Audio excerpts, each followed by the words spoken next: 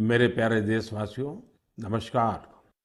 मन की बात के इस 98वें एपिसोड में आप सभी के साथ जुड़कर मुझे बहुत खुशी हो रही है। सेंचुरी की तरफ बढ़ते इस सफर में मन की बात को आप सभी ने जन भागीदारी की अभिव्यक्ति का अद्भुत प्लेटफॉर्म बना दिया है। हर महीने लाखों संदेशों में कितने ही लोगों के मन की बात मुझ तक पहुंचती है।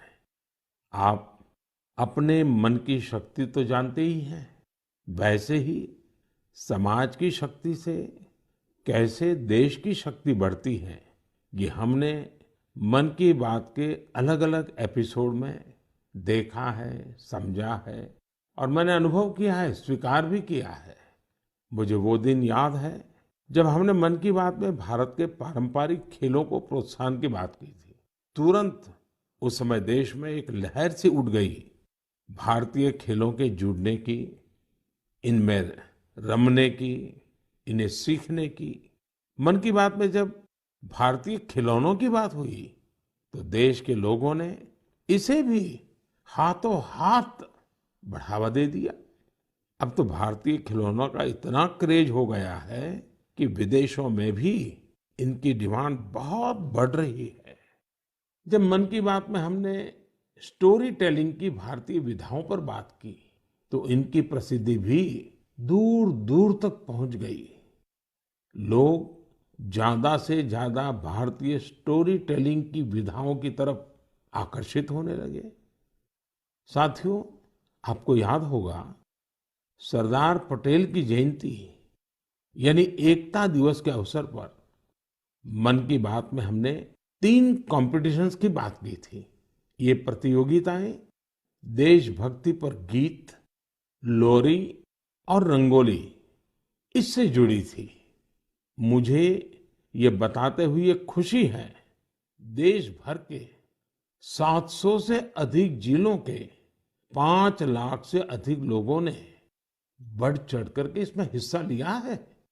बच्चे, बड़े, बुजुर्ग सभी ने इसमें बढ़ चढ़कर भागीदारी की और 20 से अधिक भाषाओं में अपनी एंट्रीज भेजी है। इन कॉम्पिटिशन्स में भाग लेने वाले सभी प्रतिभागियों को मेरी ओर से बहुत बहुत बधाई है। आप में से हर कोई अपने आप में एक चैंपियन है, कला साधक है। आप सभी ने यह दिखाया है कि अपने देश की विविधता और संस्कृति के लिए आपके हृदय में कितना प्रेम है। साथियों, आज इस मौके पर मुझे लता मंगेशकर जी, लता दीदी की याद आना बहुत स्वाभाविक है, क्योंकि जब ये प्रतियोगिता प्रारंभ हुई थी उस दिन लता दीदी ने ट्वीट करके देशवासियों से आग्रह किया था कि वे इस स्पर्धा में जरूर जुड़े। साथियों, लोरी राइटिंग कंपटीशन में पहला पुरस्कार कर्नाटका के चामराजनगर जिले के B.M. मंजुनाथ जी ने जीता है। इन्हें ये पुरस्कार कन्नड़ में लिखी उनकी लोरी मलगू कंदा के लिए मिला है। इसे लिखने की प्रेरणा इन्हें अपनी माँ और दादी के गाए लोरी गीतों से मिली। आप इसे सुनेंगे तो आपको भी आनंद आएगा। मलगु कंद मलगु ಕೂಸೆ ಮಲಗು ನನ್ನ ಜಾಣ ಮರಿಯೇ ಹಗಲು ಕಳೆದು ಈರುಳು ನೆರೆದು ನಿದಿರ ದೇವೆ ಬರುವಳಯ್ಯ ತಾರೆಗಳ ತೋಟದಿಂದ ಕನಸ ಕೊಯ್ದು ತರುವಳಯ್ಯ ಮಲಗು ಕಂದ ಮಲಗು ಕೂಸೆ ಜೋ ಜೋ ಜೋ ಜೋ। असम में कामरूप जिले के रहने वाले दिनेश गोवाला जी ने इस प्रतियोगिता में सेकंड प्राइज जीता है। इन्होंने जो लोरी लिखी है उसमें स्थानीय मिट्टी और मेटल के बर्तन बनाने वाले कारीगरों के पॉपुलर क्राफ्ट की छाप है। कोहार कोकाए मुनाती आनीसे मुनाती आसेनो की खुली साई देखिलो कोहारोर मुनाती मुनाते आसे बानबाती আমারে মইনাই কহার খুধি সাই কিনুই বান বাতি। गीतों और लोरी की तरह ही रंगोली कंपटीशन भी काफी लोकप्रिय रहा। इसमें हिस्सा लेने वालों ने एक से बढ़कर एक सुंदर रंगोली बनाकर भेजी। इसमें विनिंग एंट्री पंजाब के कमल कुमार जी की रही। इन्होंने नेताजी सुभाष चंद्र बोस और अमर शहीद वीर भगत सिंह की बहुत ही सुंदर रंगोली बनाई। महाराष्ट्र के सांगली के सचिन नरेंद्र अवसारी जी ने अपनी रंगोली में जलियांवाला बाग, उसका नरसंहार और शहीद उधम सिंह की बहादुरी को प्रदर्शित किया। गोवा के रहने वाले गुरुदत्त वांटेकर जी ने गांधी जी की रंगोली बनाई, जबकि पुडुचेरी के मालातिसेल्वन जी ने भी आजादी के कई महान सेनानियों पर अपना फोकस रखा। देशभक्ति गीत प्रतियोगिता की विजेता टी विजय दुर्गा जी आंध्र प्रदेश की है। उन्होंने तेलुगु में अपनी एंट्री भेजी थी। वे अपने क्षेत्र के प्रसिद्ध स्वतंत्रता सेनानी नरसिम्हा रेड्डी गारू जी से काफी प्रेरित रही है। आप भी सुनिए विजय दुर्गा जी की एंट्री का यह हिस्सा। रेनाटी सूर्युडा वीर नरसिंहुडा भारत स्वातंत्र्य समरपु अंकुरानिवि नीवुरा अंकुशानिवि नीवुरा अंकुशानिवि नीवुरा తెల్లదొరల నీతి లేని నిరంకుశపు దమన కాండకు సలసలమని మరిగిన నీ నెత్తుటి ఎర్రని కాకలు రేనాటి సూర్యుడా వీర నరసింహుడా। तेलुगु के बाद अब मैं आपको मैथिली में एक क्लिप सुनाता हूं। इसे दीपक वत्स जी ने भेजा है। उन्होंने भी इस प्रतियोगिता में पुरस्कार जीता है। भारत दुनियाक शान छैयो भैया हमर देश महान छै। तीन बगल छै समुद्र से घेरल उत्तर में कैलाश बलवान छै। गंगा यमुना कृष्णा कावेरी कोसी कमला बलान छै। हमर देश महान छैयो भैया तिरंगे में बसल प्राण छै। साथियों, मुझे उम्मीद है आपको ये पसंद आई होगी। प्रतियोगिता में आई इस तरह की एंट्रीज की लिस्ट बहुत लंबी है।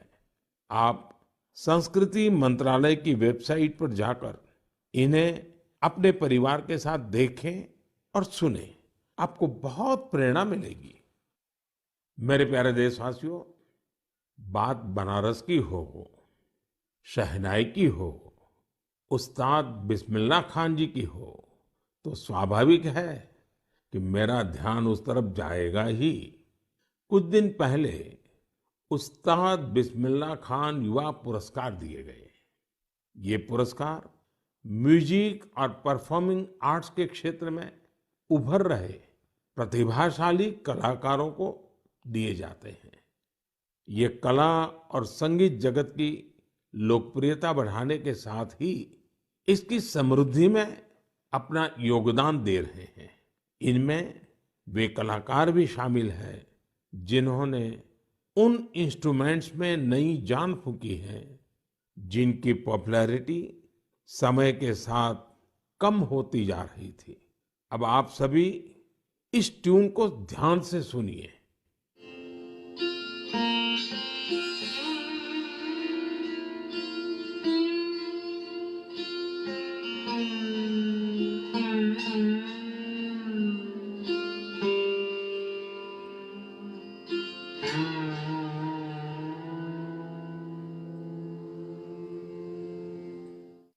क्या आप जानते हैं ये कौन सा इंस्ट्रूमेंट है?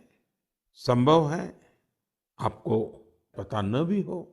इस वाद्य यंत्र का नाम सुरसिंगार है और इस धुन को तैयार किया है जॉयदीप मुखर्जी ने। जॉयदीप जी उस्ताद बिस्मिल्लाह खान पुरस्कार से सम्मानित युवाओं में शामिल है।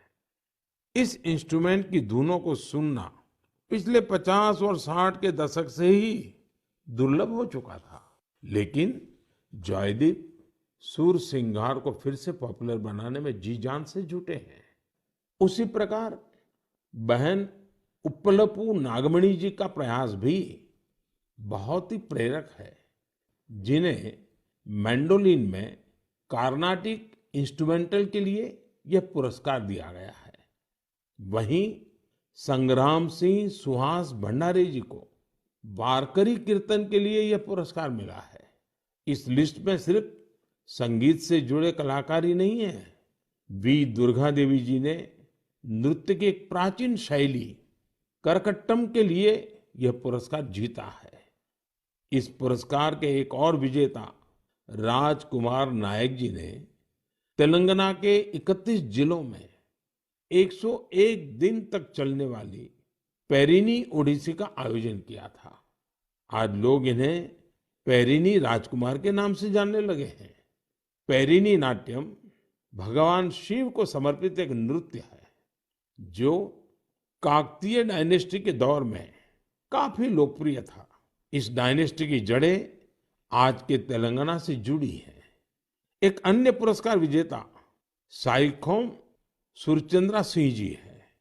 ये मैतेई पुंग इंस्ट्रूमेंट बनाने में अपनी महारत के लिए जाने जाते हैं। इस इंस्ट्रूमेंट का मणिपुर से नाता है। पूरन सिंह एक दिव्यांग कलाकार है जो राजुला, मलुशाही, नेओली, हुड़का बोल, जागर जैसे विभिन्न म्यूजिक फॉर्म्स को लोकप्रिय बना रहे हैं। इन्होंने इनसे जुड़ी कई ऑडियो रिकॉर्डिंग्स भी तैयार की है। उत्तराखंड के फोक म्यूजिक में अपनी प्रतिभा का प्रदर्शन कर पूरन सिंह जी ने कई पुरस्कार भी जीते हैं। समय की सीमा के चलते मैं यहाँ सभी अवार्डीज की बातें भले न कर पाऊं, लेकिन मुझे विश्वास है कि आप उनके बारे में जरूर पढ़ेंगे। मुझे उम्मीद है कि ये सभी कलाकार परफॉर्मिंग आर्ट्स को और पॉपुलर बनाने के लिए ग्रास रूट्स पर सभी को प्रेरित करते रहेंगे। मेरे प्यारे देशवासियों, तेजी से आगे बढ़ते हमारे देश में डिजिटल इंडिया की ताकत कोने कोने में दिख रही है। डिजिटल इंडिया की शक्ति को घर घर पहुंचाने में अलग अलग ऐप्स की बड़ी भूमिका होती है। ऐसा ही एक ऐप है ई संजीवनी। इस ऐप से टेली कंसल्टेशन यानी दूर बैठे वीडियो कॉन्फ्रेंस के माध्यम से डॉक्टर से अपनी बीमारी के बारे में सलाह कर सकते हैं। इस ऐप का उपयोग करके अब तक टेली कंसल्टेशंस करने वालों की संख्या 10 करोड़ के आंकड़े को पार कर गई है। आप कल्पना कर सकते हैं, वीडियो कॉन्फ्रेंस के माध्यम से 10 करोड़ कंसल्टेशंस, मरीज और डॉक्टर के साथ अद्भुत नाता, ये बहुत बड़ी अचीवमेंट है।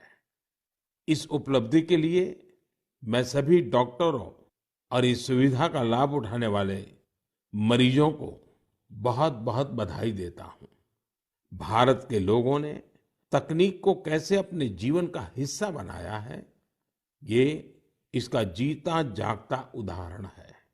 हमने देखा है कि कोरोना के काल में ई संजीवनी ऐप, इसके जरिए टेली कंसल्टेशन लोगों के लिए एक बड़ा वरदान साबित हुआ है। मेरा भी मन हुआ कि क्यों ना इसके बारे में मन की बात में हम एक डॉक्टर और एक मरीज से बात करें, संवाद करें और आप तक बात को पहुंचाएं। हमें जानने की कोशिश करें कि टेली कंसल्टेशन लोगों के लिए आखिर कितना प्रभावी रहा है। हमारे साथ सिक्किम से डॉक्टर मदन मणि जी हैं। डॉक्टर मदन मणि जी रहने वाले सिक्किम के ही हैं, लेकिन उन्होंने एमबीबीएस धनबाद से किया और फिर बनारस हिंदू यूनिवर्सिटी से एमडी किया। वो ग्रामीण इलाकों के सैकड़ों लोगों को टेली कंसल्टेशन दे चुके हैं। नमस्कार, नमस्कार मदन मणि जी। जी नमस्कार सर। मैं नरेंद्र मोदी बोल रहा हूँ। जी जी सर। आप तो बनारस में पढ़े हैं? जी मैं बनारस में पढ़ा हूँ सर। अपना मेडिकल एजुकेशन वहीं हुआ? जी जी। तो जब आप बनारस में थे तब का बनारस और आज बदला हुआ बनारस कभी देखने गए कि नहीं गए? जी प्रधानमंत्री जी, मैं जा नहीं पाया हूँ जब से मैं वापस सिक्किम आया हूँ, लेकिन मैंने सुना है कि काफी बदल गया है। तो कितने साल हो गए आपको बनारस छोड़े? बनारस 2006 से छोड़ा हुआ हूँ। ओह, फिर तो आपको जरूर जाना चाहिए। जी जी। अच्छा, मैंने फोन तो इसलिए किया कि आप सिक्किम के अंदर दूर सुदूर पहाड़ों में रह करके वहाँ के लोगों को टेली कंसल्टेशन का बहुत बड़ी सेवाएं दे रहे हैं। जी।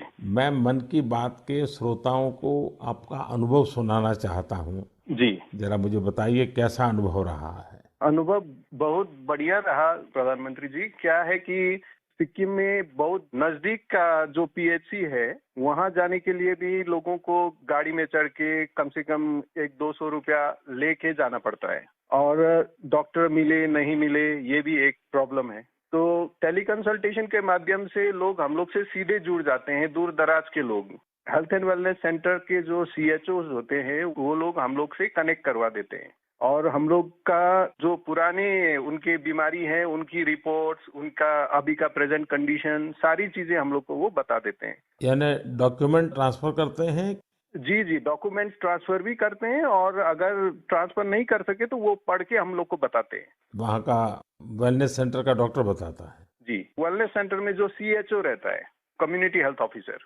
और जो पेशेंट है वो अपनी कठिनाइयाँ आपको सीधी बताता है? जी, पेशेंट भी कठिनाई हमको बताता है, फिर पुराने रिकॉर्ड्स देख के, फिर अगर कोई नई चीजें हम लोग को जानना है, जैसे किसी का चेस्ट ऑस्कल्टेट करना है, अगर उसको पैर सूजा है कि नहीं, अगर सीएचओ ने नहीं देखा है तो हम लोग उसको बोलते हैं कि जाके देखो सूजन है नहीं है, आंख देखो, एनीमिया है कि नहीं है, उसका अगर खांसी है तो चेस्ट को ऑस्कल्टेट करो और पता करो कि वहाँ पे साउंड है कि नहीं। आप वॉइस कॉल से बात करते हैं या वीडियो कॉल का भी उपयोग करते हैं?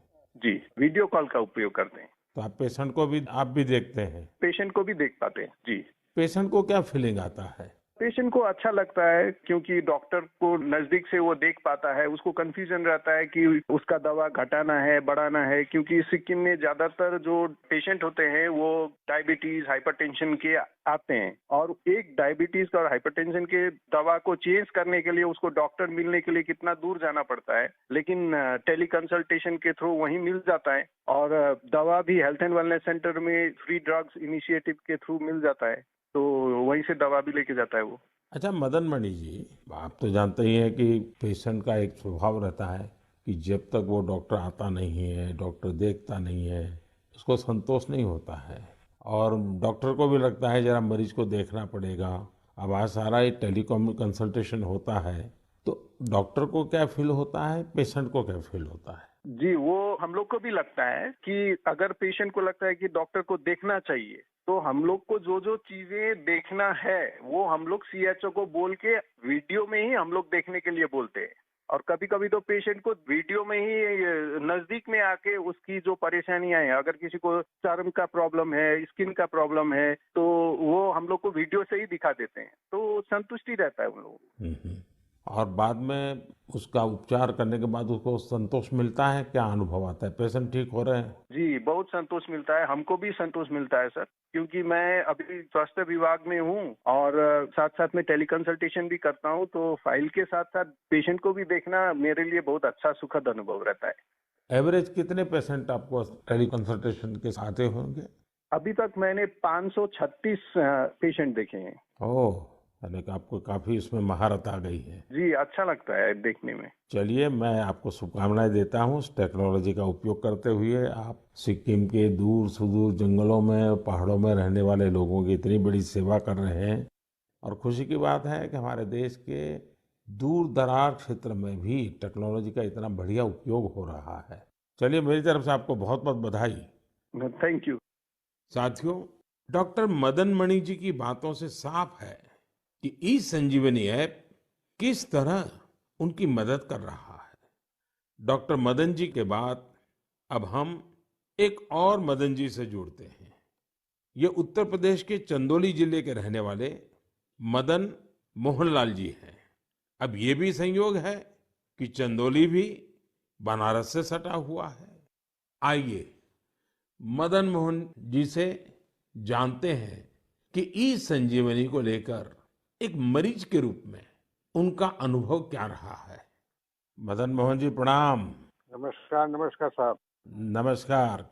अच्छा, मुझे बताया गया है कि आप डायबिटीज के मरीज हैं जी और आप टेक्नोलॉजी का उपयोग करके टेली कंसल्टेशन कर करके अपनी बीमारी के संबंध में मदद लेते हैं। जी एक पेशेंट के नाते, एक दर्दी के रूप में मैं आपके अनुभव सुनना चाहता हूं ताकि मैं देशवासियों तक इस बात को पहुंचाना चाहूं कि आज की टेक्नोलॉजी से हमारे गांव में रहने वाले लोग भी किस प्रकार से इसका उपयोग कर सकते हैं। जरा बताइए कैसे करते हैं। ऐसा है सर कि हॉस्पिटलें दूर हैं और जब डायबिटीज हमको हुआ तो हमको जो 5-6 किलोमीटर दूर जाकर इलाज करना पड़ता था, दिखाना पड़ता था। और जब से व्यवस्था आप द्वारा बनाई गई है, इससे है कि मैं जाता हूँ, हमारा जांच होता है, हमको बाहर के डॉक्टरों से बात भी करा देती हैं और दवा भी दे देती हैं। इससे हमको बड़ा लाभ है और लोगों को भी लाभ है इससे। तो एक ही डॉक्टर हर बार आपको देखते हैं कि डॉक्टर बदलते जाते हैं? जैसे उनको नहीं समझ जिस डॉक्टर को दिखा देती हैं, वही बात करके दूसरे डॉक्टर से हमसे बात कराती हैं। और डॉक्टर आपको जो गाइडेंस देते हैं वो आपको पूरा फायदा होता है उससे? हमको फायदा होता है, हमको उससे बहुत बड़ा फायदा है और गांव के लोगों को भी फायदा उससे है। सभी लोग वहाँ पहुँचते हैं कि भैया हमारा बीपी है, हमारा शुगर है, टेस्ट करो, जांच करो, दवा बताओ। अब पहले तो 5-6 किलोमीटर दूर जाते थे, लंबी लाइन लगी रहती थी, पैथोलॉजी में लाइन लगी रहती थी, एक एक दिन का समय नुकसान होता था। मतलब आपका समय भी बच जाता है और पैसा भी व्यय होता था। यहाँ पे निःशुल्क सेवाएं सब हो रही हैं।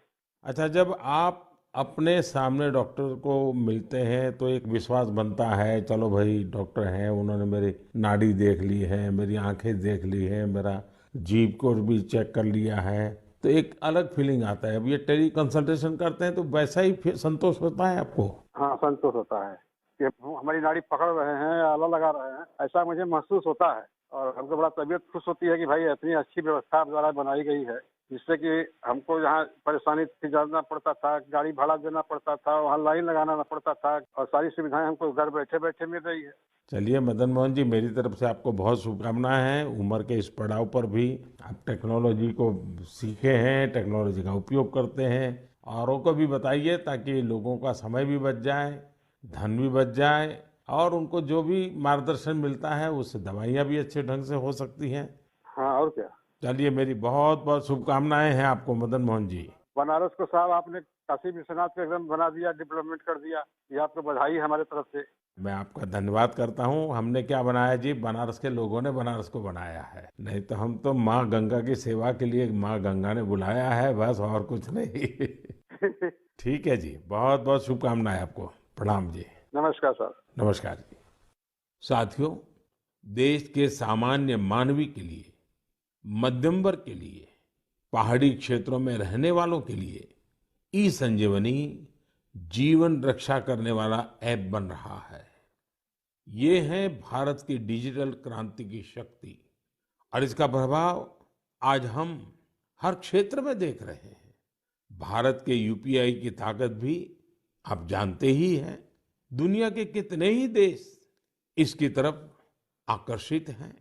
कुछ दिन पहले ही भारत और सिंगापुर के बीच यूपीआई पे नाउ लिंक लॉन्च किया गया। अब सिंगापुर और भारत के लोग अपने मोबाइल फोन से उसी तरह पैसे ट्रांसफर कर रहे हैं जैसे वे अपने अपने देश के अंदर करते हैं। मुझे खुशी है कि लोगों ने इसका लाभ उठाना शुरू कर दिया है। भारत का ई संजीवनी ऐप हो या फिर यूपीआई, ये ईज ऑफ लिविंग को बढ़ाने में बहुत मददगार साबित हुए हैं। मेरे प्यारे देशवासियों, जब किसी देश में विलुप्त हो रहे किसी पक्षी की प्रजाति को, किसी जीव जंतु को बचा लिया जाता है तो उसकी पूरी दुनिया में चर्चा होती है। हमारे देश में ऐसी अनेकों महान परंपराएं भी हैं जो लुप्त हो चुकी थी, लोगों के मन मस्तिष्क से हट चुकी थी। लेकिन अब इन्हें जनभागीदारी की शक्ति से पुनर्जीवित करने का प्रयास हो रहा है, तो इसकी चर्चा के लिए मन की बात से बेहतर मंच और क्या होगा। अब जो मैं आपको बताने जा रहा हूं, वो जानकर वाकई आपको बहुत प्रसन्नता होगी, विरासत पर गर्व होगा। अमेरिका में रहने वाले श्रीमान कंचन बैनर्जी ने विरासत के संरक्षण से जुड़े ऐसे ही एक अभियान की तरफ मेरा ध्यान आकर्षित किया है। मैं उनका अभिनंदन करता हूं। साथियों, पश्चिम बंगाल में हुगली जिले के बांसबेरिया में इस महीने त्रिबेनी कुंभो महोत्सव का आयोजन किया गया। इसमें 8 लाख से ज्यादा श्रद्धालु शामिल हुए। लेकिन क्या आप जानते हैं कि ये इतना विशेष क्यों है? विशेष इसलिए क्योंकि इस प्रथा को 700 साल के बाद पुनर्जीवित किया गया है। यूं तो ये परंपरा हजारों वर्ष पुरानी है, लेकिन दुर्भाग्य से 700 साल पहले बंगाल के त्रिबेनी में होने वाला ये महोत्सव बंद हो गया था। इसे आजादी के बाद शुरू किया जाना चाहिए था, लेकिन वो भी नहीं हो पाया। 2 वर्ष पहले स्थानीय लोग और त्रिबेनी कुंभो परिचालना समिति के माध्यम से ये महोत्सव फिर शुरू हुआ है। मैं इसके आयोजन से जुड़े सभी लोगों को बहुत बहुत बधाई देता हूं। आप सिर्फ एक परंपरा को ही जीवित नहीं कर रहे हैं, बल्कि आप भारत की सांस्कृतिक विरासत की भी रक्षा कर रहे हैं। साथियों, पश्चिम बंगाल में त्रिबेनी को सदियों से एक पवित्र स्थल के रूप में जाना जाता है। इसका उल्लेख विभिन्न मंगल काव्य, वैष्णव साहित्य, शाक्त साहित्य और अन्य बंगाली साहित्यिक कृतियों में भी मिलता है। विभिन्न ऐतिहासिक दस्तावेजों से यह पता चलता है कि कभी यह क्षेत्र संस्कृत शिक्षा और भारतीय संस्कृति का केंद्र था। कई संत इसे माघ संक्रांति में कुंभ स्नान के लिए पवित्र स्थान मानते हैं। त्रिबेनी में आपको कई गंगा घाट, शिव मंदिर और टेराकोटा वास्तुकला से सजी प्राचीन इमारतें देखने को मिल जाएगी। त्रिबेनी की विरासत को पुनर्स्थापित करने और कुंभ परंपरा के गौरव को पुनर्जीवित करने के लिए यहाँ पिछले साल कुंभ मेले का आयोजन किया गया था। 7 सदियों बाद 3 दिन के कुंभ महास्नान और मेले ने इस क्षेत्र में एक नई ऊर्जा का संचार किया है। 3 दिनों तक हर रोज होने वाली गंगा आरती, रुद्राभिषेक और यज्ञ में बड़ी संख्या में लोग शामिल हुए। इस बार हुए महोत्सव में विभिन्न आश्रम, मठ और अखाड़े भी शामिल थे। बंगाली परंपराओं से जुड़ी विभिन्न विधाएं जैसे कीर्तन, बाउल, गोडियो नृत्य, श्रीखोल, पोटेर गान, छऊ नाच शाम के कार्यक्रमों में आकर्षण का केंद्र बने थे। हमारे युवाओं को देश के सुनहरे अतीत से जोड़ने का एक बहुत ही सराहनीय प्रयास है। भारत में ऐसी कई और प्रैक्टिसेस हैं जिन्हें रिवाइव करने की जरूरत है।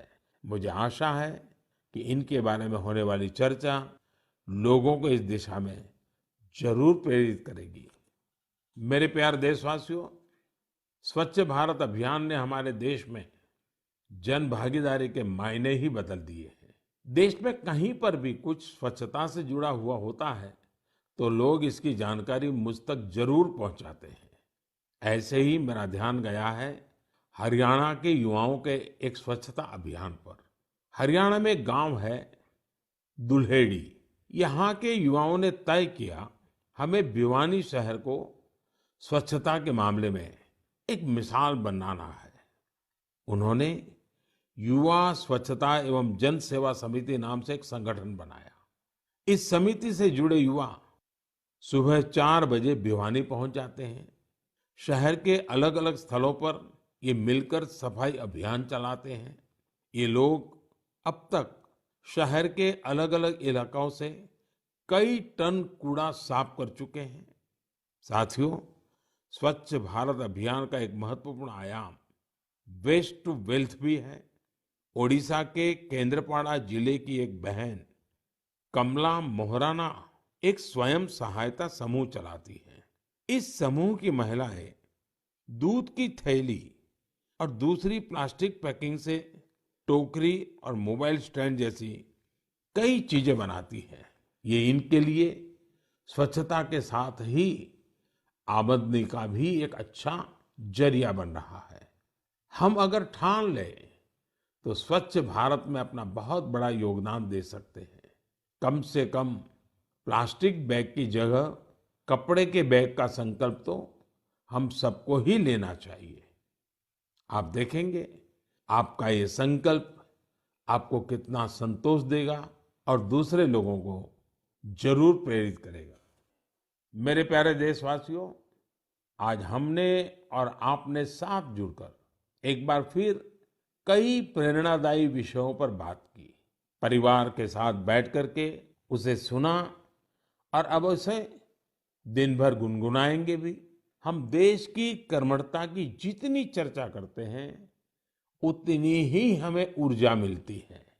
इसी ऊर्जा प्रवाह के साथ चलते चलते आज हम मन की बात के 98वें एपिसोड के मुकाम तक पहुंच गए हैं। आज से कुछ दिन बाद ही होली का त्योहार है।